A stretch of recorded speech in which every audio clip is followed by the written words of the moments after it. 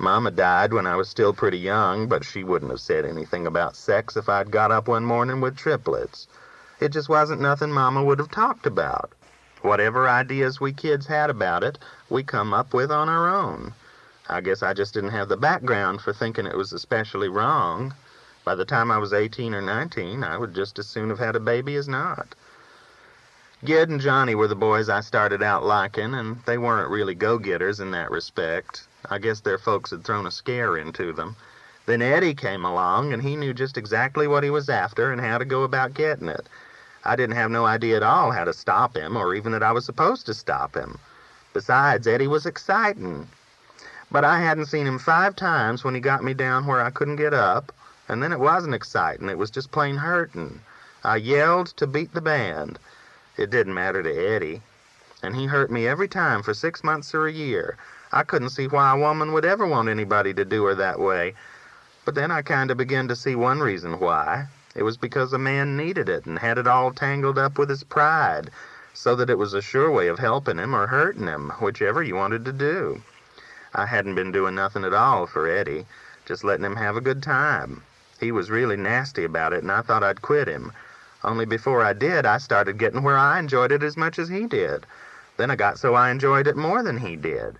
And that's when he quit caring anything about me, because he didn't want me to like it, not for my sake. He just wanted me not to be able to help liking it if it was him doing it. But of course I could help it, and by that time anyway, Gid and Johnny had got a whole lot bolder, and I seen where it could really do wonderful things for a man if a woman cared to take a few pains with him. I guess for a while I must have been pretty exciting to Eddie. It was after Joe was born that he completely quit caring about me.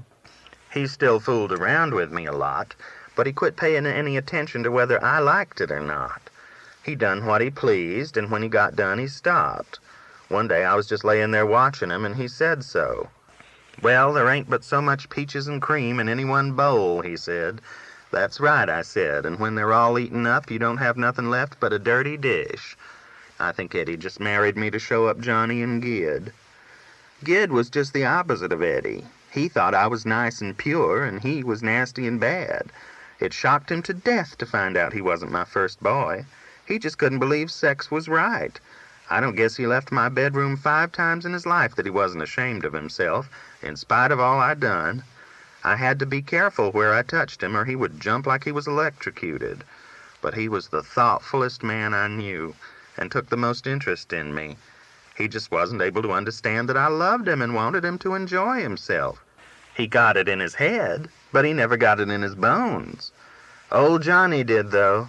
He had more pure talent for enjoying himself than Gid and Eddie put together.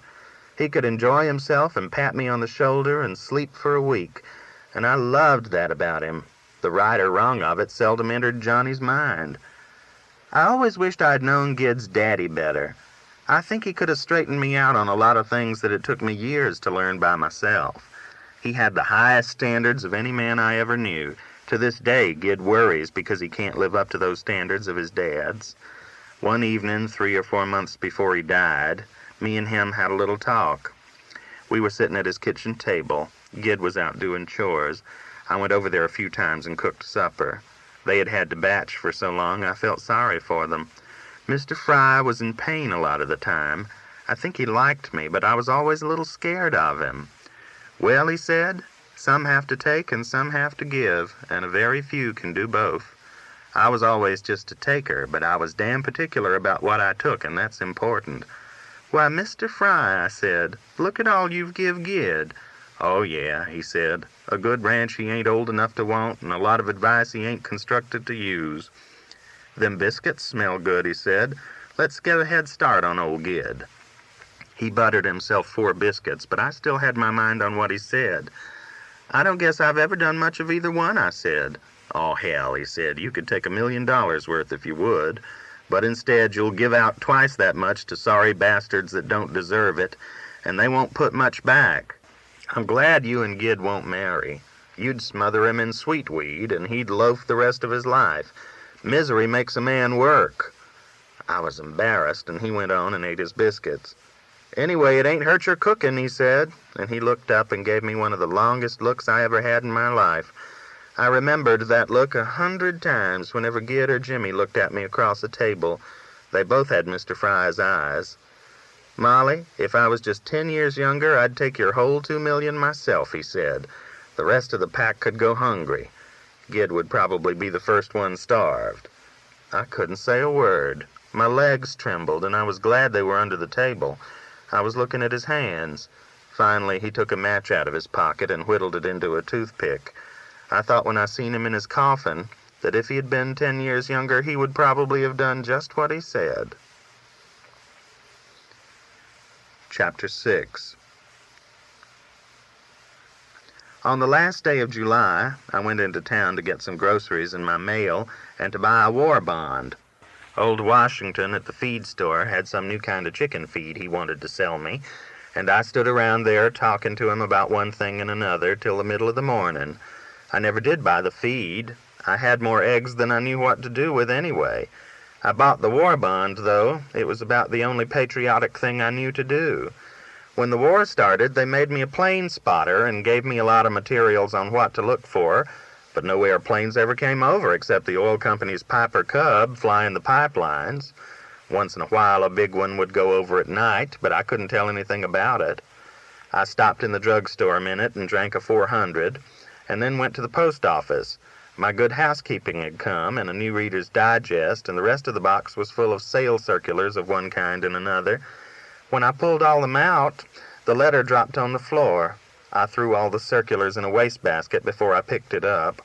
Then I went over to the counter and opened it and read it, and my mouth felt dry.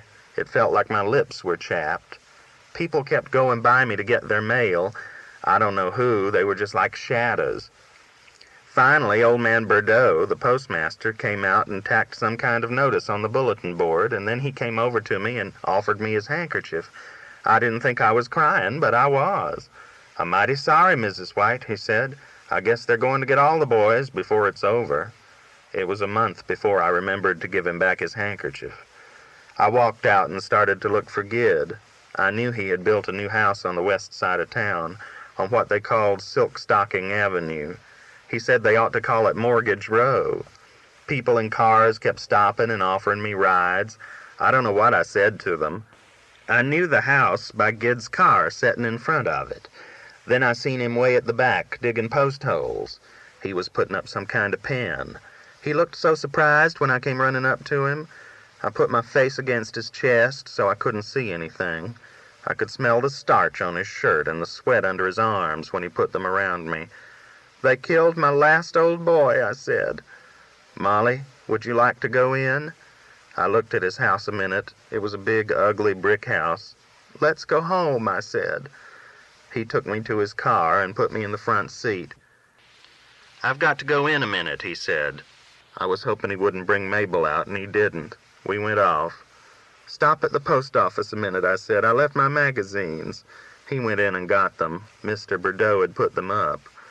When we crossed Onion Creek, I scooted over by him. "What's life going to leave me?" I said.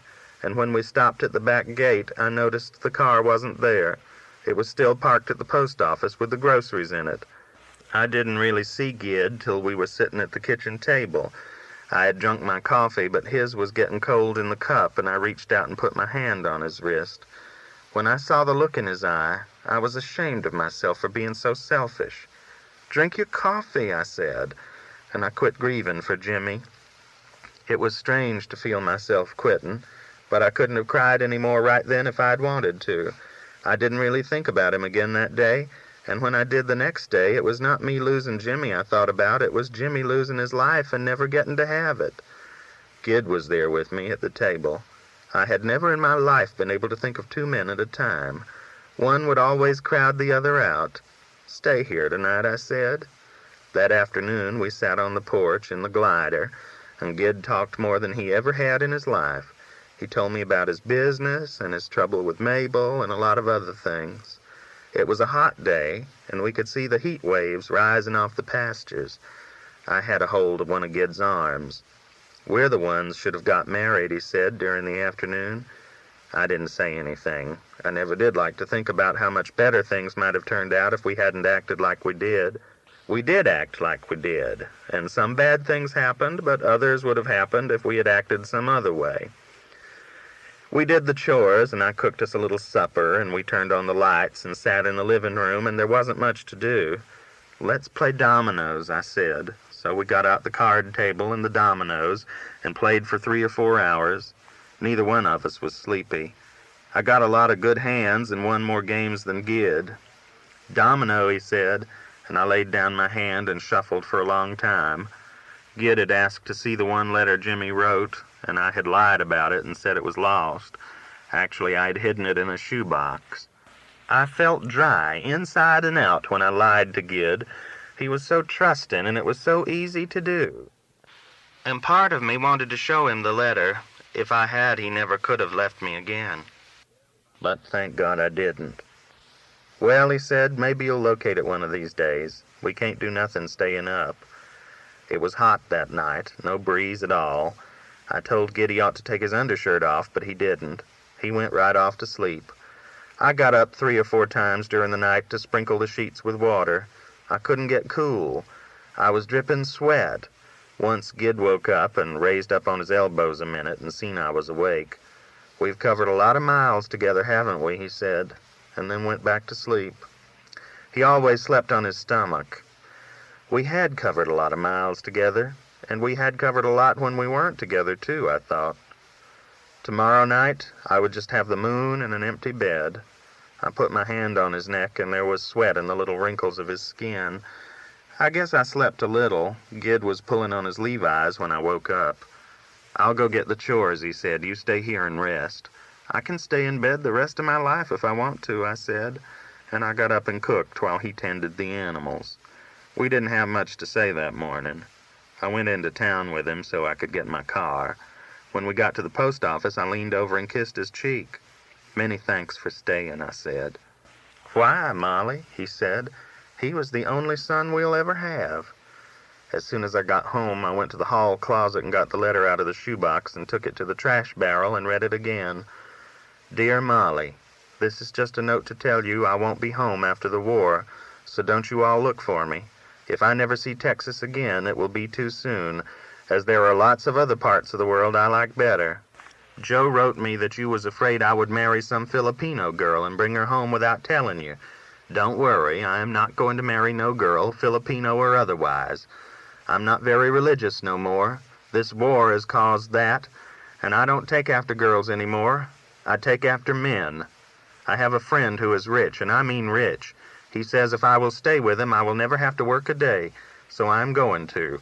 I guess we will live in Los Angeles if we don't get killed. Jimmy." I hope his rich friend loved him. He was a cruel boy, but I guess I had it all coming. After I burned the letter, I went and got the basket and gathered yesterday's eggs. Chapter 7. I guess Gid told Johnny because he came over right after dinner that day I burned the letter. I was glad to see him. He was just the one I was in a mood for. We sat on the glider a while, too. "Did you see Gid?" I said. "How did you think he looked?" He kind of grinned.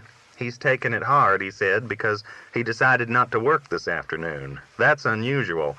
The last time Gid took an afternoon off was the day Sarah was born." "It could have been worse," I said, and in 2 minutes I had told him about the letter. Telling him didn't make me feel any better. It just made me feel disloyal to Jimmy. But I had to tell it. "That's terrible," Johnny said. But the surprising thing was Johnny was in a good mood. He tried to act solemn and sad, but he just wasn't. Jimmy had never been close to him. Once in a while, he would grin to himself about something. And I guess I was a bad mother to the end because I began to feel good, too. It was such a relief somehow that Johnny wasn't really sad. Johnny could sit there and enjoy life. I guess I had thought everybody would stop enjoying it forever because my sons were dead.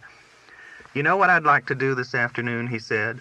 "I'd like to gather up a pretty woman like you and go fish that big tank in the southwest corner. We ain't fished that tank in nearly a year." "That's right," I said. "It was last September, wasn't it, that we went down there?" "Well, you're the pretty woman I had in mind," he said. "Do you want to go?" "Did you know I'm 43 years old?" I said. "That's about too old to be thinking about pretty." "Well, I'm older than that, and I think about it all the time," he said. Besides, I know a lot of young pullets that ain't 30 yet who'd trade looks with you this afternoon. It's because I've had you to keep me fresh, I said. And I smiled, too. It felt good to really smile. I'll get us some worms, he said. You get your fishing clothes on. I packed the old picnic box with some bacon and eggs and potatoes and the coffee pot and part of a mincemeat pie I had left over in the icebox. I thought we might just stay out and have supper by the tank if we felt like it. Well, I didn't know we was going camping, he said, when he saw me putting the box in his pickup. I just put in a skillet and some stuff to eat in case we don't catch nothing, I said. I thought we might have a fish fry and do a little night fishing. I got enough worms to catch half the fish in the ocean, he said. Look at them big, fat grubs. We put the poles in and a few quilts to sit on and left. The tank was still as a mirror, and the fish weren't biting much. I guess they don't want to risk getting yanked up in this heat, Johnny said. We spread the quilts at the south corner of the tank dam under 3 cottonwood trees. The trees made pretty good shade, and Johnny couldn't resist shade. Before we'd been there an hour, he was sound asleep on the quilts, and I was left to do the fishing. I didn't mind. We just had 3 poles, and they weren't much trouble to watch. In the summertime, I usually did my sewing while we fished. Johnny's shirt had a rip in the shoulder, and I sewed it up and patched one of his socks while he slept. The tank and the country around it were just as still. There wasn't even enough breeze to stir the cottonwoods. I watched the water and sewed and fished a little and couldn't keep much on my mind. Since Jimmy was dead, I could imagine that we had been closer than we were, and I let myself make up a lot of little scenes that never happened, where we were having fun together. Later, I got to believe in a few of them. I made up that Gid and I had married, and one fall he and Jimmy and me went to Dallas to the fair. I never had been to the fair, but Jimmy and Joe both went once, and Joe tried to bring me home some cotton candy, but he didn't have much luck. Johnny slept 2 hours, and I only caught 4 fish worth keeping, 3 nice little cat and 1 good-sized perch. I quit on worms and tried a little bacon for bait, but had no luck. I was feeling too lazy to go catch grasshoppers. When fish don't bite, you might as well leave them alone. About 5, I woke Johnny up because I knew when he slept too long he always felt sour and sluggish. "Supper ready?" he said. "I just do the catching," I said. "You get to do the cleaning." "I believe I'll swim a little first," he said. "You want to come in?" I didn't think it would fit too well with the day for me to go in, so I said I would just dunk my feet. Johnny and I swum together a lot in the summertime usually. I sat on the dam and cooled my feet down by the 4 fish, and he swum the tank a time or 2 and came out spluttering. He looked so cool I wished I'd swum after all. "Let's have a little target practice," he said, and he got his .22 out of the pickup and threw 3 cow chips out in the water, and we shot at them till we had used up a box of shells. I had shot that gun so much I could shoot it nearly as well as he could. Then we dug out a little place not too far from the water, and I laid the fire and got out the supper stuff while he cleaned the fish. The sun was easing on down, and it turned the water gold when you looked across it. 5 of my old cows came to drink on the other side of the tank and stood and looked across at us and bawled. I guess they were hoping I had a little cow feed for them, but they never came on around. I greased the skillet and cooked the fish and some of the bacon and made the coffee, and we put the potatoes where they would bake. I'd forgot to bring any pepper, but it was a pretty good supper anyway. The sun went into the mesquites over west of us, and just a few streaks of light got through and struck the water. Then it was gone, and there was just the afterglow, and the kildees and bullbats were swooping down over the water. "You ever eat a kildee?" Johnny said. "They don't make 2 mouthfuls." We seen some crows going to roost. The damn shadows began to stretch across the water. "My potato didn't get quite done," I said. "Now, if you ask me," he said, "this is the good life." He was leaning back on one elbow, drinking his 2nd cup of coffee. "It is good," I said. "I wish the boys could have lived some of it." "They did, some of it," he said. "At least Joe did. I reckon old Jim was the one missed out." "Reckon they'll ever find Jody?" I said. "No, I don't imagine. Mine would just be scattered, I guess." Dad was buried in Decatur, where his ma had lived, and Eddie was in Chickasha. I forget the name of the place where they buried Jim, and Joe was nobody knew where. I felt calm and rested, but pretty sad. Johnny moved over by me. "What would you think if I was to steal a kiss from a pretty 43-year-old woman who's lost her boys?" he said. "She can cook the best fish I ever ate." That was a funny speech coming from Johnny. His voice kind of trembled. I smiled and leaned back against him. "I guess you would just be kissing her because you feel sorry for her," I said. "I guess that wouldn't have nothing at all to do with it," he said. We kissed once and sat by the tank listening to the bullfrogs. There wasn't much moon that night, just a little sliver. We heard a snake get a frog, and the frog squeaked a long time. That sound always made me wince. Johnny turned on the pickup lights so we could gather up the stuff. When we got to the house, he helped me get the stuff in, and I figured he would stay all night. But he kissed me again at the back gate and went on. "Oh, I'm too rambunctious," he said when I asked him why. "You got too much on your mind to have me around. I'll be over in a night or two." "Well, I hope so," I said. I hadn't had a bath in 3 days, so I went in and took one. The bed was empty, and there wasn't no moon either, but I went right to sleep. I guess Johnny knew I was completely worn out. Chapter 8. One day, the last of August, I cleaned out the cellar. I had preserves and canned goods in there going back 10 years or more. Some of it I had put up when the boys were little and we were real poor. I thought we had better keep as much stuff on hand as we could in case of a hard winter. But I put up so much we never could use it all, and every year we would wind up a little farther ahead of ourselves. Half of it had probably spoiled. I was the only one left, and I knew I couldn't ever eat half of the good stuff, much less the bad. What looked bad I threw away, and what looked good I stacked in the smokehouse, so I could get Johnny to haul it into Thalia and give it to some poor folks there. After I got the stuff sorted, I set what was left of the jars off on the floor, so I could wash the shelves. Even as cool as the cellar was, it was a hot, dusty job. About halfway through, I climbed out and started to the house to get a drink, and there was Gid, standing in the yard waiting for me. He looked all tense. "Why, hello," I said. "How long have you been standing out here in this sun?" It was only the second time he had been by since the day we heard about Jimmy. "Just a few minutes," he said. "You look like you've been working." "Cleaning out the cellar," I said. "Can you stay for dinner?" "I don't imagine," he said. "I just wanted to talk to you a little while." But that was just what he thought he wanted. I knew that the minute I seen him. Gid had come to me keyed up like that too many times for me not to know what he was needing. I wished I hadn't been so hot and dusty. "Well, come on in," I said. "I'll at least get some iced tea down you while we talk." But I didn't have no intention of fixing him any. I knew Gid too well.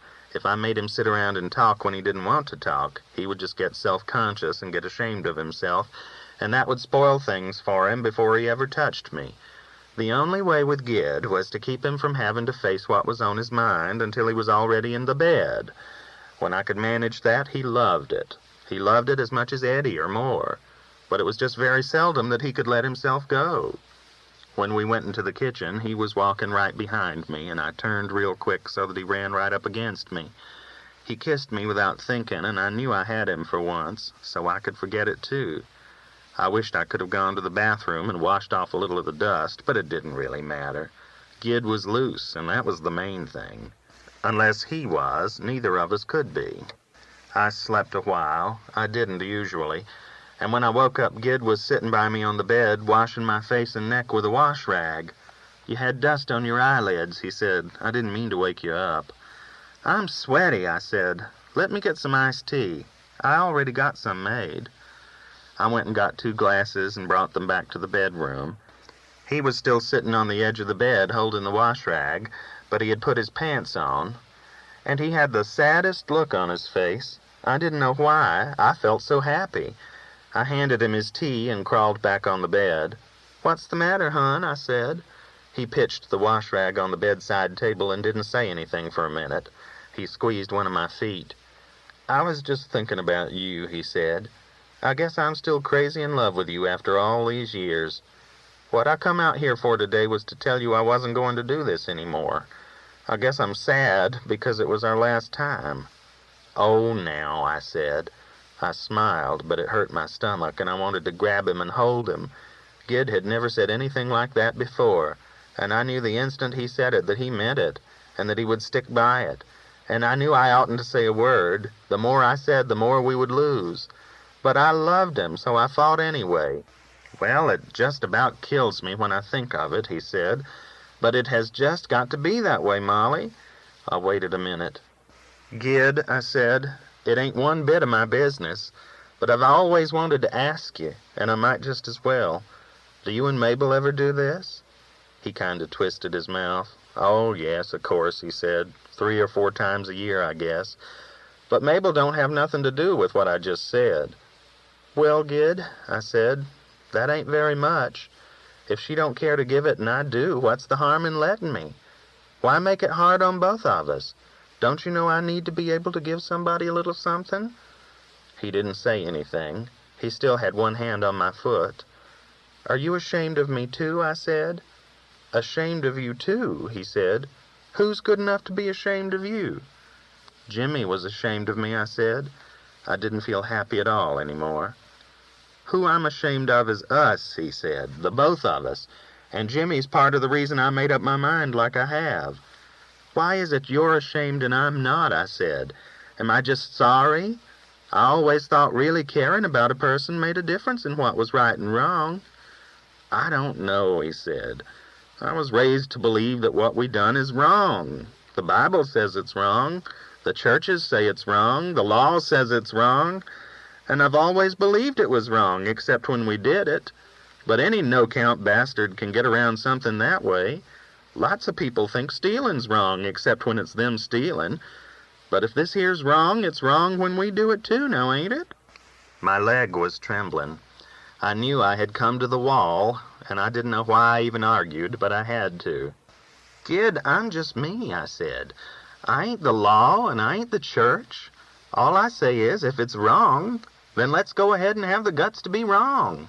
We can't but go to hell for it, and that would be better than doing without you. We could do a lot worse than that, he said, and he put his head in his hands.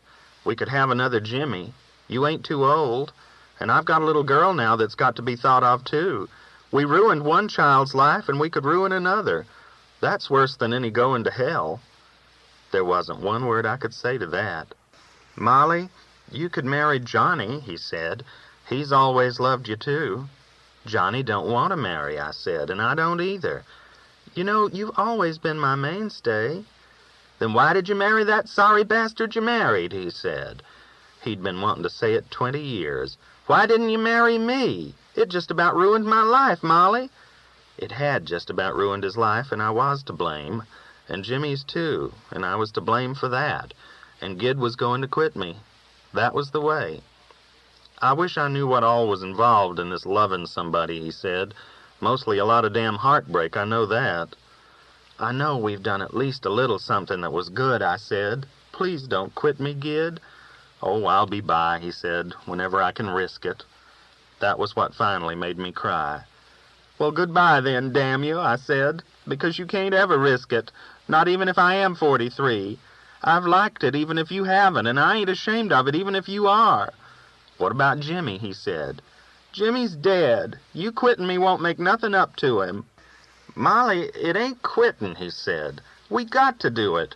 Don't you know this is killing me? I never quit nothing in my life. If you can think of a prettier word for it, fine, I said. You're the one that has clothes on.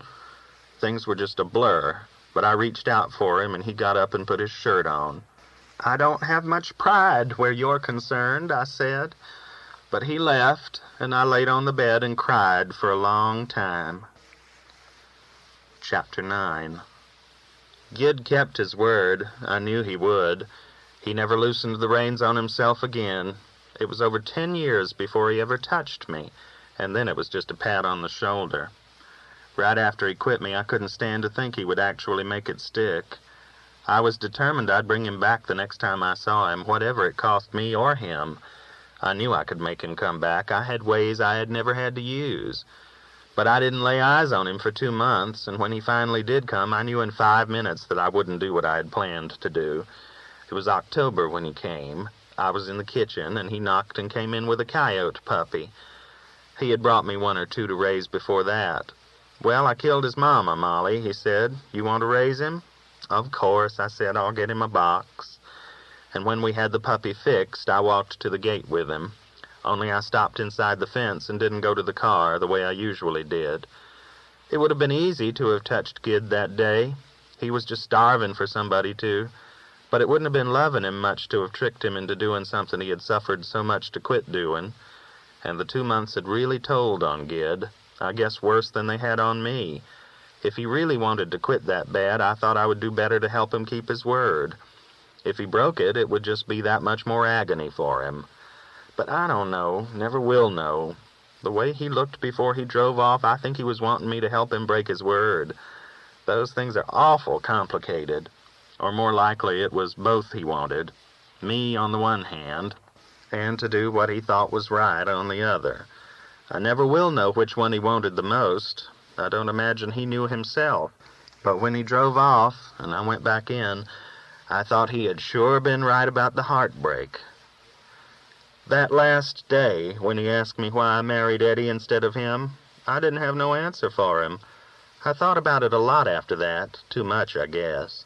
But I never came up with an answer for myself either, not one that I could be sure was right. There may not have been no one answer, but if there was, I didn't know it.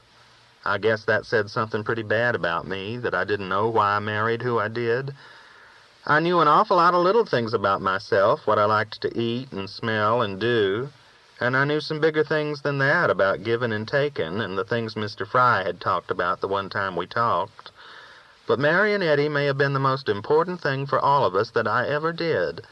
I didn't know why I done it, and I don't know what good it would have done me if I had. Knowing wouldn't have made it any less done.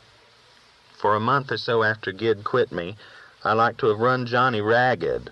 He came over a lot. Sometimes I wouldn't let him in 10 feet of me, and other times I went to the other extreme. I wasn't in very good control of myself. Finally, one night at the supper table, he brought it up. "Well, I guess I better tell you off, Molly," he said. "You've been getting me mixed up with Gid lately, and it's about to get me down. You know me and him are different fellers. It ain't fair to me for you to pretend I'm him." I was so ashamed I couldn't say a word. We sat for several minutes. "You're right," I finally said. "I'm sorry, Johnny. Don't hold that against me, will you?" "Of course not," he said. "Now that you've quit, I couldn't hold anything against such a good cook." "Gid's changed his way of thinking about me," I said. "I guess you knew that. It makes me pretty miserable." "Not as miserable as it made him," he said. "I've been thinking he'd probably kill himself, but since he's made it this long, I guess he'll probably survive." I let him know I appreciated his patience and his finally speaking up. It made me feel a lot better after he had. I felt calm for the first time since Gid left the bedroom that day. "Now see," Johnny said, "me and you may not kill nobody over one another, but we're comfortable. We've always been comfortable, and I want us to keep on being that way." "I don't know," I said. "I might kill a person or two for you. It would depend on who." That made him feel good. He knew I probably meant it. But I guess Gid was still heavy on my mind because I had to talk about it. "Johnny," I said, "what do you think about this we do? Is it right or is it wrong?" "Well, it's enjoyable," he said. "I ain't going to bother to look no farther than that." But that wasn't answered enough just then. "You quit worrying," he said. "That's the kind of thing Gid has to worry about. There's no need in you worrying about it, too." "But you know I've done it with him, too," I said. "Do you think it's wrong for me to do it with both of you all these years?" "Of course not," he said. "Gid's even more crazy about you than I am, and he deserves a little enjoyment, too. Only he's so crazy he reasons himself out of it. After all, we raised a son," he said, "and a good one. You and Gid had bad luck with yours, but that's life. The stars were just set wrong for Jim. I never lost a night's sleep in my life from being ashamed, and I don't intend to start." "You're right about it," I said. "In a way you are. I never lost much sleep over it either, not till lately. I just wish Gid agreed with us." "Oh, no," he said, "that wouldn't be Gid. Somebody's got to take an interest in the right and wrong of things." All the same, I would always miss Gid, even if Johnny was right. About 9 o'clock I woke up and he was pulling on his boots. "You ain't leaving tonight, are you?" I said. "Oh, of all the stupid things," he said, "I left my damn milk cows in the lot. I just now remembered. If I don't go turn them out, there's no telling what they'll get into." I hate to leave. Oh, it's all right if that's all it is, I said. I got up and put on my nightgown and got a flashlight and walked out to his pickup with him. I guess you'll be barefooted the day you die, he said. He had just half thrown his clothes on. One of his sleeves was flopping, and I made him wait till I buttoned it at the wrist. You come back when you can, I said, now that I'm straightened out on who you are. Don't you worry, he said. You won't hardly know I ain't living here. It was a beautiful, warm night, and I walked around to the porch and sat on the glider a while in just my nightgown. I didn't feel very sleepy. I heard a coyote back off toward the ridge. The moon was just rising. It was full, and I sat and watched it, a big old gold harvest moon, barely up above the pastures. My hair was down, but I didn't have no comb, and I didn't feel like going in the house. While I sat there, my menfolk began rising with the moon, moving over the pastures, over the porch, over the yard. Dad and Eddie, they was drunk, had whiskey on their breath. Jimmy was looking away from me, thinking of school. Joe, he was laughing. And Johnny was lazing along, grinning about something. But Gid was looking at my face and wishing he could put his hands on my hair.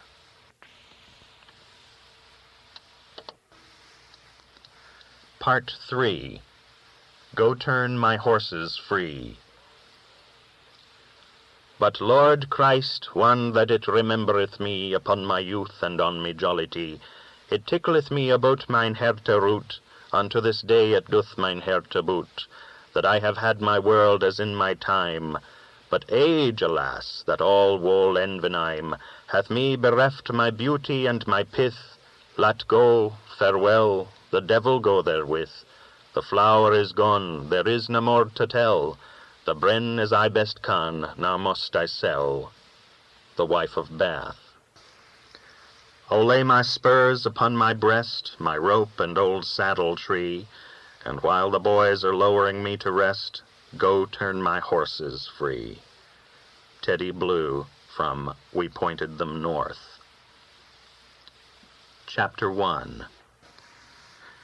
I had just dropped a post in a hole and was tamping the dirt around it with my shovel handle when I looked up and seen Gid hot-footing it for the lots. He never said a word to me, he just struck out. Well, sir, I thought we'll both go. I knew he had some cold beer on ice in the water can, and I thought I'd help him siphon off a little. When I got there, he was plopped down in the shade of his new GMC pickup, swigging on the first can. I opened me one and sat down and rested my back against the rear wheel and settled in to listen. Gid had pitched his hat on the running board and set his beer can down between his legs so he'd have both hands free to wave. I seen the sun had blistered his old bald noggin again, right through the straw hat. He had the hailstorm on his mind. Molly had come out that morning and argued with us a little about the fence line, and for some reason arguments with Molly always made Gid think of that hail.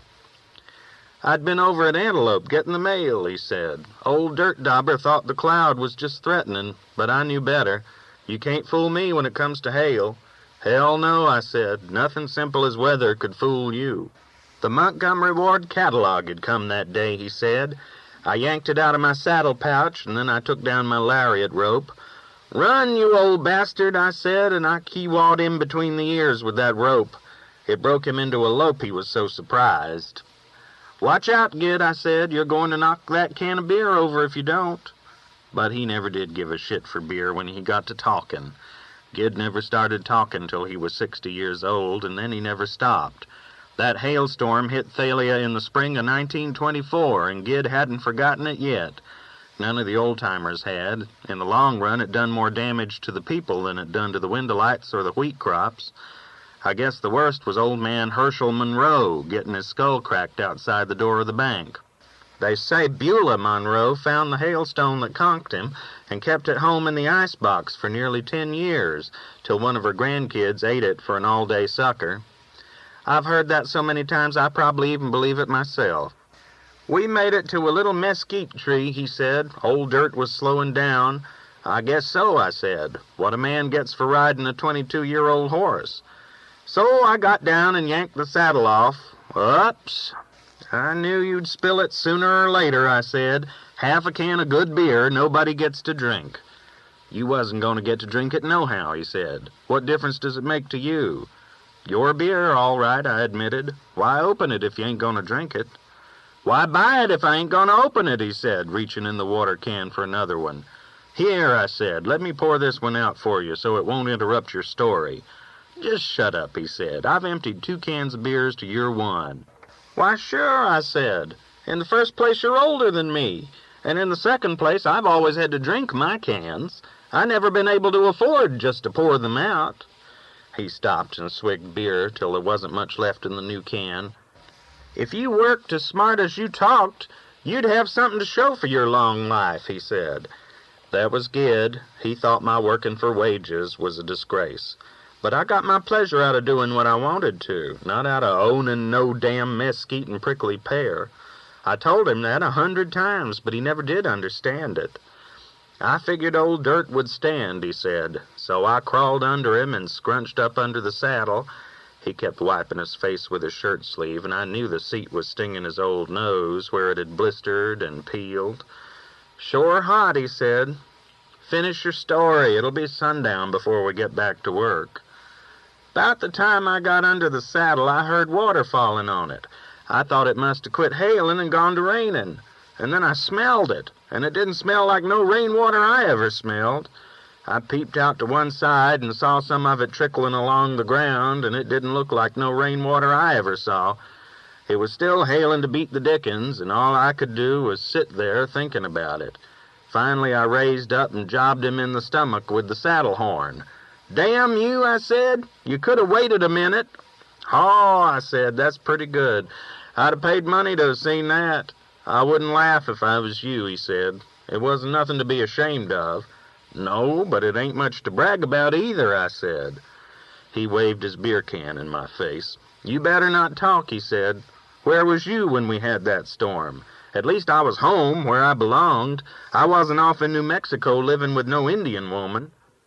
Neither was I said. I knew you'd drag that in. I can tell you what you're going to say before you even say it.